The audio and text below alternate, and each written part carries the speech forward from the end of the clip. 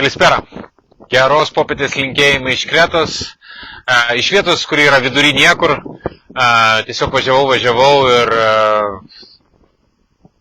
sakau, reikia sustoti, padaryti tą, ką darau kiekvieną sekmadienį, tai yra papasakoti apie artėjančią savaitę, nes tokia yra tradicija, jeigu Facebook grupėje Atostogos Kretoje ir Santorinėje kasdienės transliacijos apie tai, kas yra svarbu, kas yra aktualu, tai čia Facebooko puslapyje Mano Kreta apžvalga visai artėjančiai savaitei, kągi reikia žinoti tiems, kas planuoja pulsiauti artimiausių metų Kretoje. Aišku, labai smagu, kad šitas mano transliaciją žiūri žmonės, tie, kurie savo atostogų laukia ne tik tai šią savaitę, bet ir kitą savaitę arba rugpjūčio mėnesį, užduoda tam tikrus klausimus ir taip lengviau visiems planuotis atostogas. Bet daugiau informacijos apie kitą savaitę. Na, kita savaitė bus, žinokit, ganėtinai rami, kaip ir dabar. Štai apverčiu kamerą, pasižiūrėkit, jūra rami, saulė ramiai leidžiasi,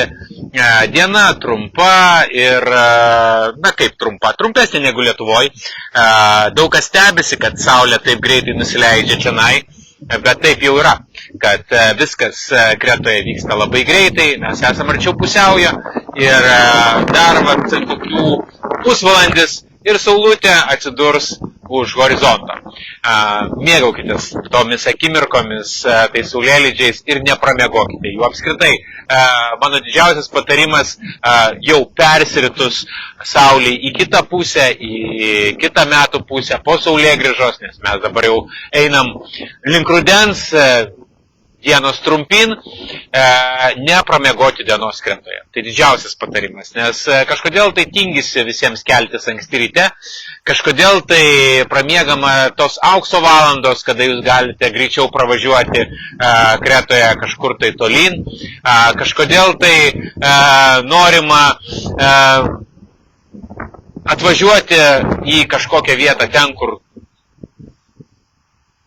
būna žmonių mažiau ryte, bet visi susigrūda dienos metu.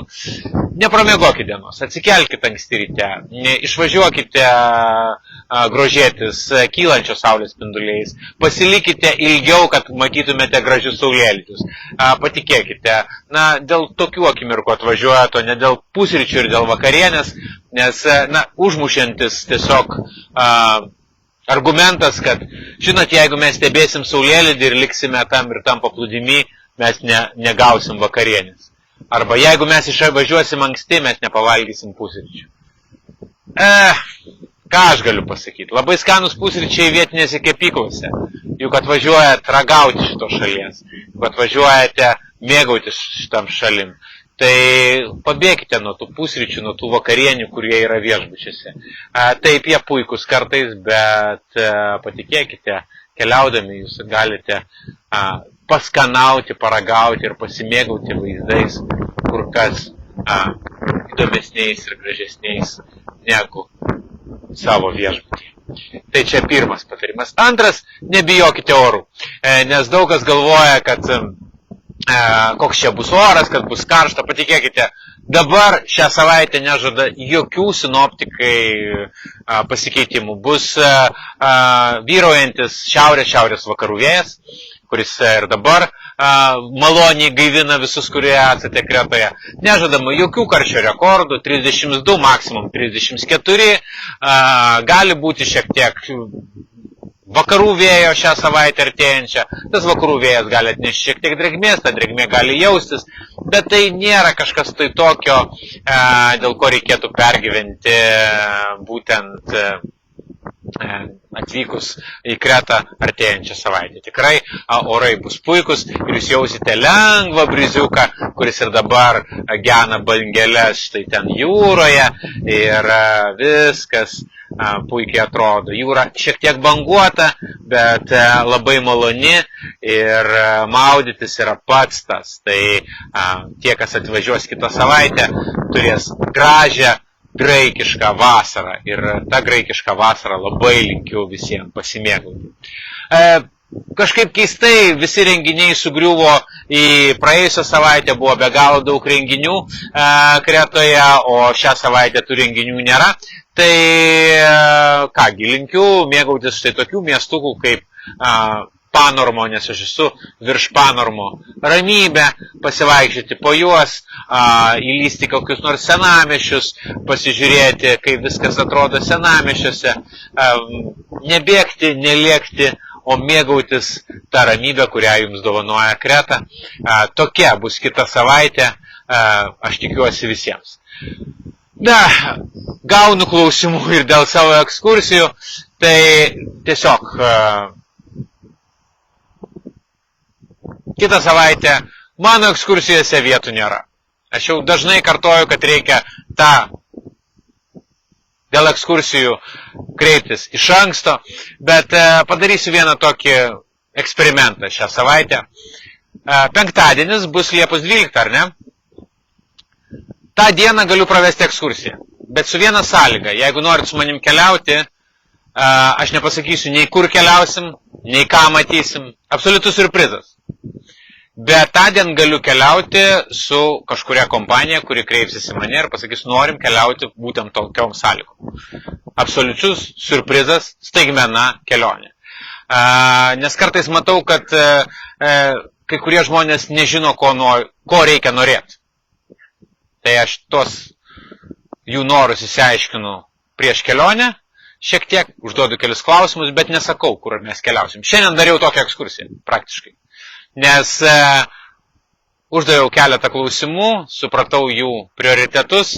Taip, mes deriname šiek tiek iš anksto, bet dabar noriu žengti toliau. Nes ir esu daręs tokias ekskursijas daug kartų, kai tiesiog atsisėdam ir sakau, kur šiandien važiuosi? Sako, nežinau. Ir sakau, aš nežinau, ir važiuoju. Ir tos ekskursijos dažniausiai būna pačios smagiausios ir geriausios. Tai jeigu norėtumėt kitą savaitę pakeliauti su manim, Liepos 12 galiu padaryti tokią ekskursiją. Nedideliai kompanijai iki 8 žmonių, jeigu bus ir didesnė kompanija, okei, bet viena kompanija turi būti.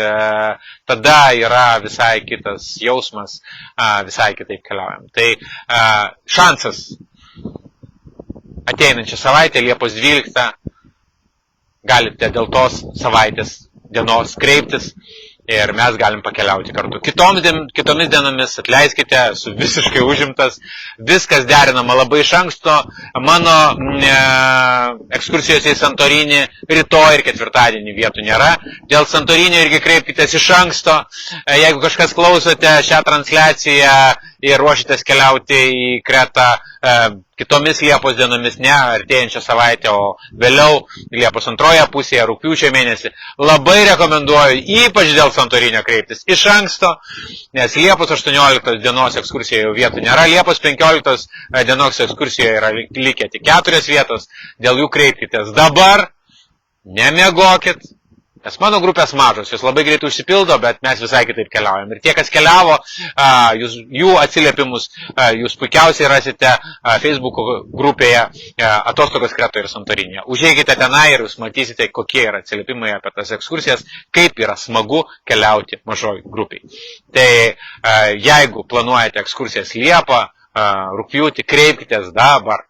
Dabar tai yra pats svarbiausias dalykas, viskas susiderinti iš anksto. Taip pat dėl mano asmeninių ekskursijų. Bet žinokit, kuo toliau, tuo labiau norisi keliauti būtent taip, kad nepasakoti, kur mes važiuosim. Nes atsiranda tada tokia magija šiek tiek, netikėtumo magija ir aš labiau pažįstu tos žmonės, su kuriais keliauju ir mes padarome tai, ko galbūt jūs nesitikėjot. Patinka tai, tada valio, tada mes galim visai įdomiai pakeliauti. Nepatinka, galėsim derintis ir dėl kitų ekskursijų, bet šią savaitę kito varianto nėra. Liepos 12 absoliuti staigmena, tik tai tiems, kas tos staigmenos nori. Tai va, tiek trumpai apie artėjančią savaitę, nes tikrai jinai nieko tokio ypatingo neturi, nebent tavo mano ekskursija Liepos 12 dieną. Ir jinai bus tokia, aš tikiuosi, ir jaučiu, kad jinai bus labai paprasta, labai lėta, rami ir tikra graikiška vasara, kokie jie turi būti. Mėgaukitės tą vasarą, mėgaukitės tai saulėlydžiais, dar kartą atverčiu kamerą, kad pasižiūrėtumėt, kiek jau saulė nusileido, kol aš kalbu, ar ne? Jeigu pažiūrėsit video pradžioj, jinai buvo pakankamai aukštai virš horizonto, o štai pažiūrėkit. kelios minutės praėjo ir jinai jau artėja prie jūros. Tai su šia Kretos saulė, kuri tikrai nekanda, patikėkit, kuri tikrai yra maloniai šilta, su tuo brizu atkeliaujančiu nuo jūros, aš ir atsisveikinsiu, linkėdamas jums gražios artėjančios savaitės, Kaliev Domada. Rytoj sveikinsiuos iš Facebooko grupės Atostogos Kretoje ir Santorinėje.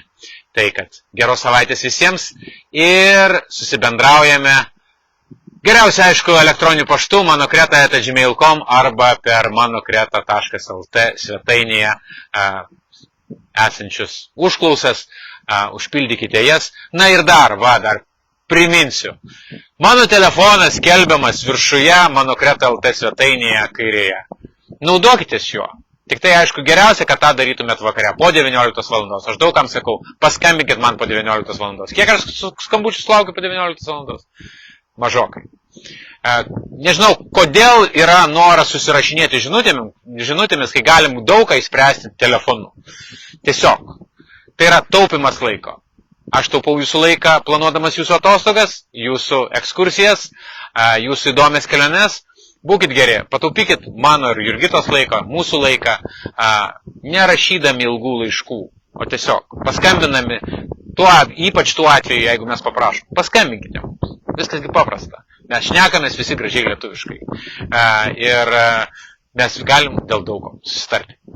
Tiek šiandien, geros savaitės visiems. Sėkmės, iki.